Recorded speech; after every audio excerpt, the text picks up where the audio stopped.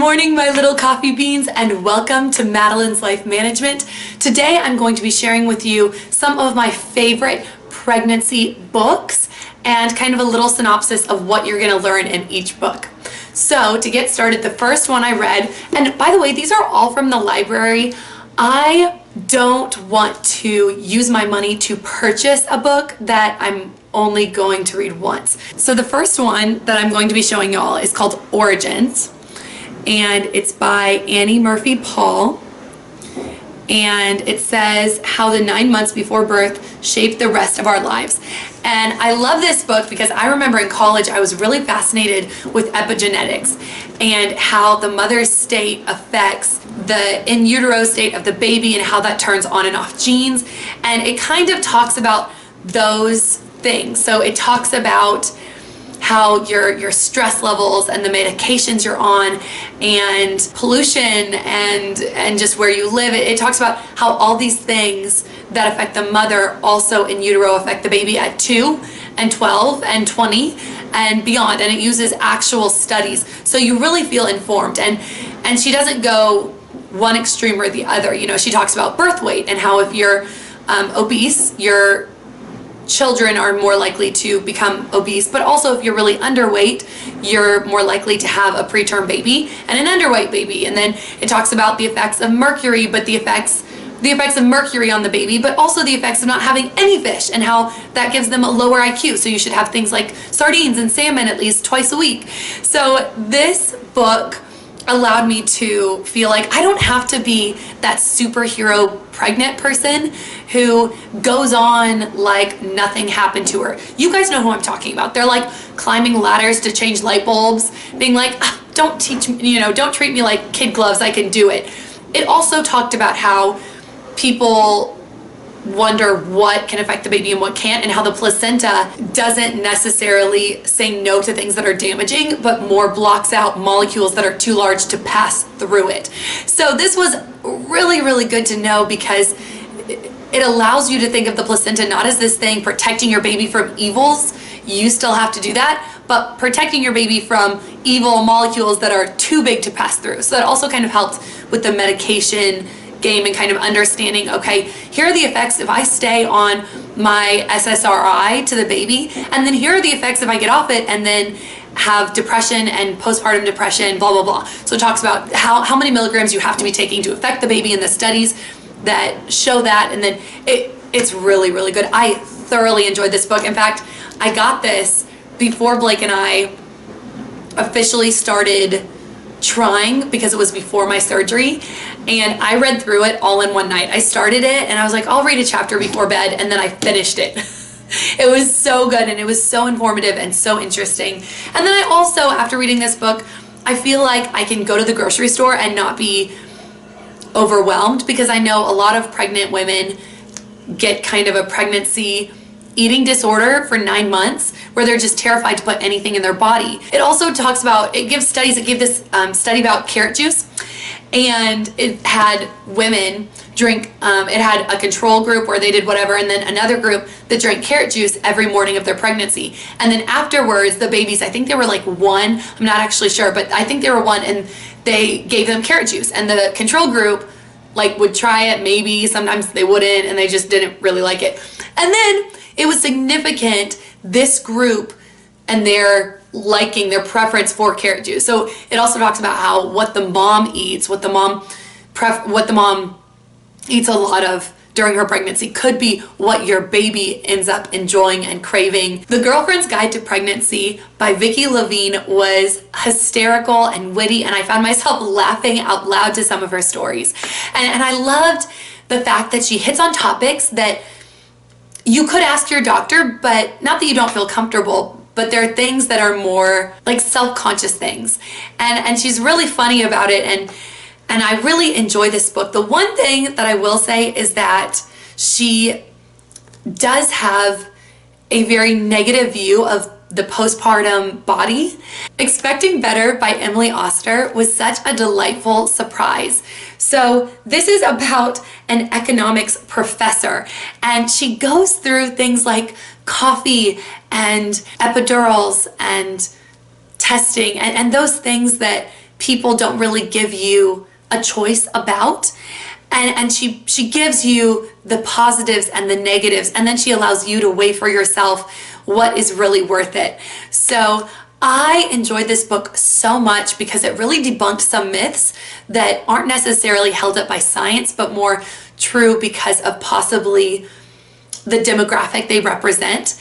And I loved this book too because it really empowered you to have the knowledge that when you go to the doctor's visit, you feel informed and you already know the choices you're going to make. So that when they say, and then we'll do this, you can say, actually, I'm not going to do it that way, and here's why.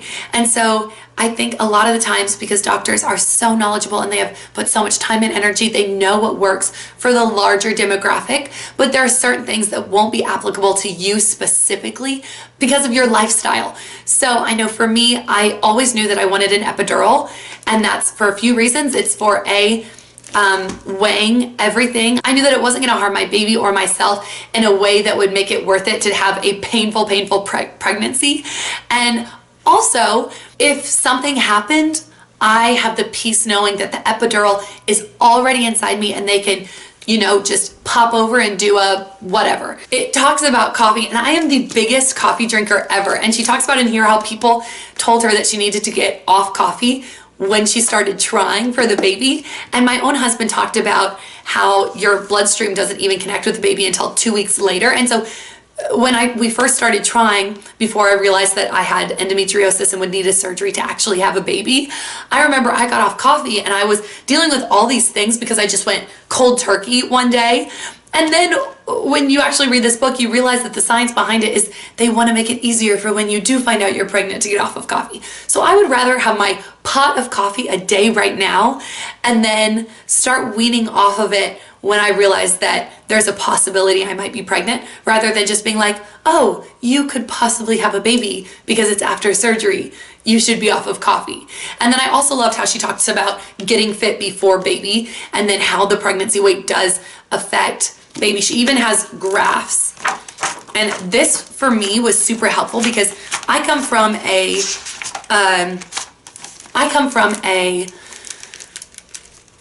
train of thought that is when you're pregnant, you should eat a ton because you're eating for two, blah, blah, blah, blah. And she really debunks that myth. So there are problems with the baby, problems with the delivery. And in gray, it's if you're overweight. And then in the black, it's if you are at a healthy weight. But she lets you choose. She gives you the statistics, she gives you the experiments, she gives you the information, and she gives you the pros and cons. And then she's like, okay, you make the decision. And I loved that. I loved that. And I just felt so informed after reading it. So I'm going to be sharing a few parenting books I've also been reading on this journey.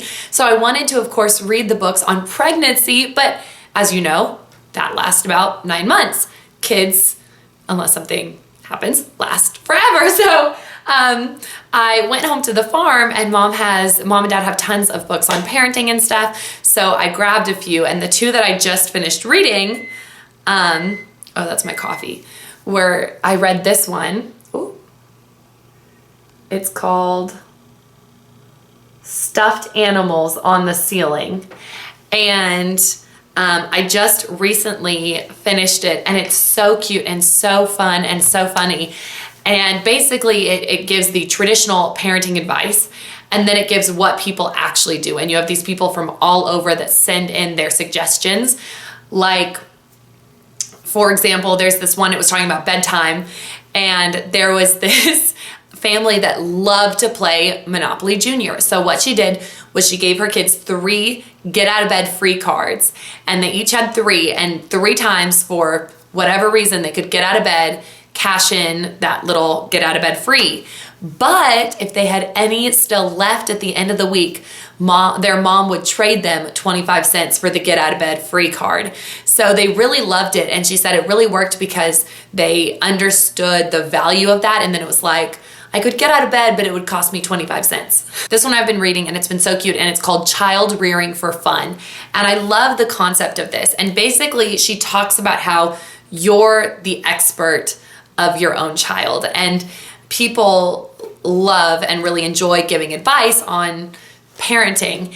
And I love hearing advice about parenting, but sometimes instead of seeing the advice as a suggestion, people feel like it's a judgment and a picture on them of failure. And so this really is such a great look at how to deal with things in your own way and how to make your own family traditions and decide on your own parenting style and things that work for your kid, because every kid is different, and you can try to be fair, but that does not mean equal. And so it's so good and it's so interesting, and I think it's such a good read, especially when we have so much material available to us. It's kind of a good little, hey, you know what? So many people are parents. You turned out okay. Thank you so much for watching, and I'll see you in my next video.